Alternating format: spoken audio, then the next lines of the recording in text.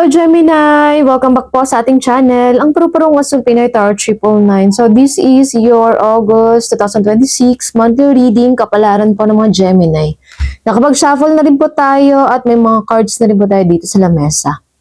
Okay, so pakita natin ano pinakaunang card na lumabas sa iyo Gemini, the Page of Wands. Yung pa-cross naman po, Death card, sa taas, Lovers. Ayan, love department, laging nasa isipan. Hati yung attention mo sa ngayon, Gemini. Parang iniiwasan pero yun yung laging naiisip mo. Siguro mixed signal din po ang taong ito. Nagla-love bombing po sa'yo, Gemini. Tapos parang di mo siya mabasa, no? Kapag ka nandyan, 100% talaga yung presensya. Talagang nasa sa'yo lahat yung attention, yung time, effort, affection, love, ganun, desire. Ayan. Tapos kapag wala talaga. Oo. Biglang mawawala, no? Wala talagang ay sana ba yun? Parang hangin, ang bilis. Wala agad. Medyo intense din sa, sa, itong nasa gitna kasi, ito Scorpio na card, yung Pluto. May transformation na nangyayari sa iyo ngayon, Gemini. So siguro some of you nalilito kung ito na ba yung right time na kung ipagpapatuloy ba yung nasimulan na project, na trabaho, or higing hati yung attention mo sa love life mo, Gemini.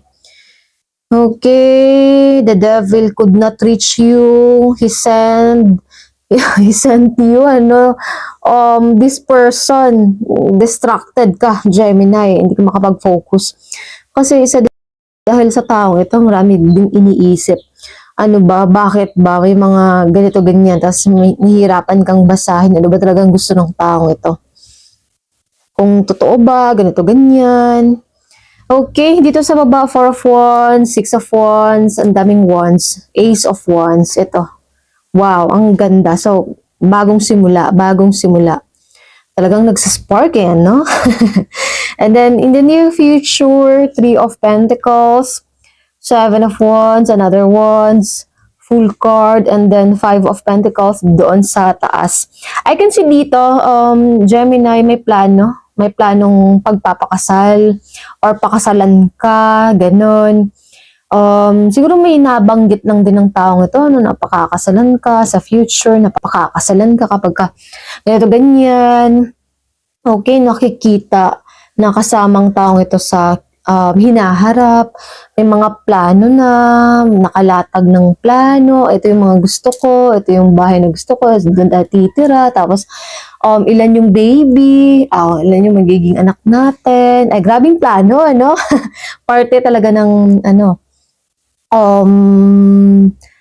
future ang taong ito at siya din sa'yo, Gemini. May sinabi siguro siya sa'yo na ay, nako, kasali pala ako doon. Kasali pala ako sa mga plano ng isang to. Okay, yung dalawang card dito, kumuha kasi ako ng dalawang extra, dalawang 4.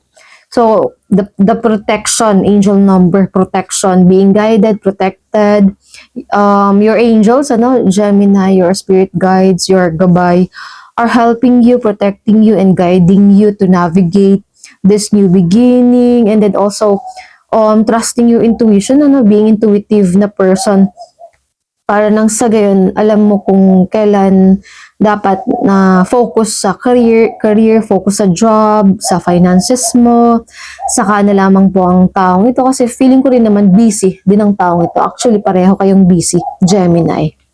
Okay, so I can see dito, na some of you na Gemini, ayan, coming out from isolation, experience, bagong mga experience, adventure, travel, yung comfort food mo, yung mga pagkain na nakasanayan mo, makakain mo siya, tapos may mga itatry ka pang bagong pagkain, pupunta sa mga ganitong lugar, sa mga ganitong tourist spot, sa mga ganitong itatry, i-experience, medyo malayo din siya kasi may coat ang taong ito. Tapos may wands pa siya na hawak-hawak. So may ano dito, vacation, travel. You know what, Gemini, no? Kasi ang reading, pwedeng metaphor, symbolic, or literal talaga. Oo. Pero as I can see dito, sa totoo lang, ano, Gemini, literal na, travel. So sa ngayon, ito, nasa vacation, nasa travel, ayan, may plano ka sa mga susunod pong araw, sa mga susunod pong linggo. Pagkatapos niyan, meron naman ulit, ayan, nagpaplano ka ulit, next tourist destination, next country, okay? At dahil naman doon, wala nang pera. Pero at least, 'di ba? Masaya. Naalala ko yung TikTok. Wala na akong pera.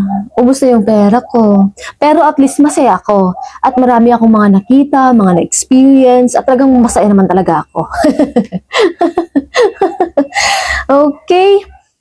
Wow. So, exploration, adventure, trying out new things, seeing new perspective, eating new kinds of food. Wow, good wine, good view. Wow. And then, yung pa-cross nga pala dito, Gemini, death card. Parang naalindol na naman. Bago ako nag-start ng Taurus, lumindol. Hindi naman siya ganun ko, pero ramdam mo din siya. Parang naalindol ulit. Or vertigo ko na ito, Gemini. Grabe naman talaga. Sunod-sunod ang dami pong lindol. Kakatapos lang ng eclipse, 'di ba? Isa din yan siya sa sign. Saturn retrograde, Venus in Libra, Jupiter in Leo. Yung eclipse nasa sign ng Leo. So, third house mo yun siya. As I said, Gemini, Cancer, Leo. So, third house is communication. Third house is siblings, learning, studying, knowledge, short distance travel. Ayan, so yun yung highlight, ma-emphasize, dun ka naka-focus. Okay, hindi naman kasi pare-pareho yung mga natal chart ng bawat isa sa atin, may iba kasi na early, may iba naman po kasi na late pa siya mag-manifest. I can see dito kasi yung third house din po, electronics, communication, 'di ba? So, bibili ng bagong cellphone or bagong tablet, laptop, I don't know, siguro some of you drone, laptop. Okay. So, short distance travel, pwede din po na sasakyan. Oo. Motor. Sasakyan, 4 wheels. Okay, so, na-insert ko lang, Gemini. Eclipse din kasi, yung bang new ideas, pagiging mas expressive pa, coming out from isolation, lumabas-labas, Gemini, sabihin yung mga dapat din sabihin, huwag ikim-kim, ganun. Okay, yung pa-cross nga pala dito, some of you na Gemini, career transition, ito po.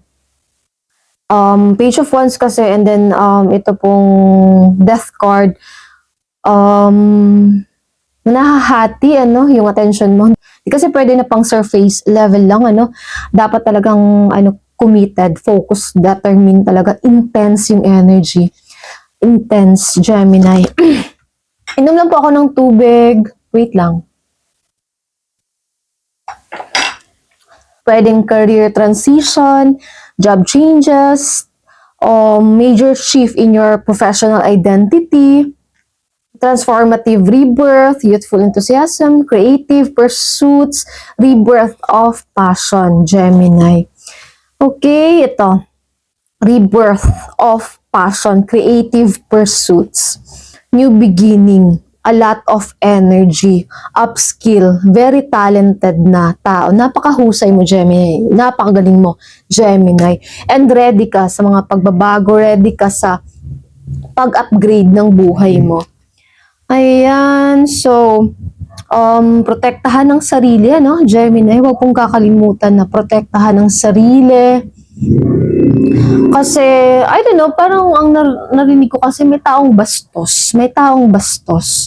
Ay, nako naman talaga. Manipis din yung pasensya ng mga Gemini this time.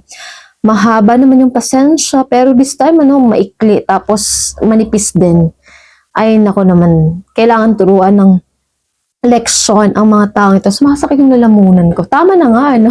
Hanggang dito na lang yung reading, di ba? Wait lang, konti na lang. Five of Pentacles. Careful sa health mo, Gemini, sa kalusugan mo. Minsan kung kailan peak ng career, kung kailan gumaganda, paganda ng paganda, saka naman naniningil yung katawan, saka naman may mga iniinda. So, ingatan, alagaan ang sarili, Gemini. Kasi Nine of Wands nandito. Yan, sumasakit ang kanyang ulo. May nararamdaman. May sakit ang taong ito na sa kanyang tapos, sakit na nararamdaman sa katawan. Huwag pong, Gemini, no? Kailangan din i-check, magpatingin. Kailangan din na, huwag abusuhin, huwag talaga sa pinakadulo, pinakasukdulan, Gemini, sa kakapupunta. So, from time to time, i-check talaga, Gemini. Okay. Grabe yung mga overspending, overindulgence mo, Gemini, sa food, sa mga travel. May plano talaga, may plano. And then, post daw po ng marami, Gemini. Picture, video. Kasi, lumabas din ang ganitong card. Fame and popularity. Maraming tao na nag-aabang. Maraming tao na gustong malaman yung tungkol sa'yo, Gemini. I don't know, it's giving din na may stalker. It's giving din na, kasi mix na talaga yung mga tao. Napakarami din talaga. So, klase-klase na, kung sino dyan, sino yung mga nanonood, di ba? Overspending, overindulgence.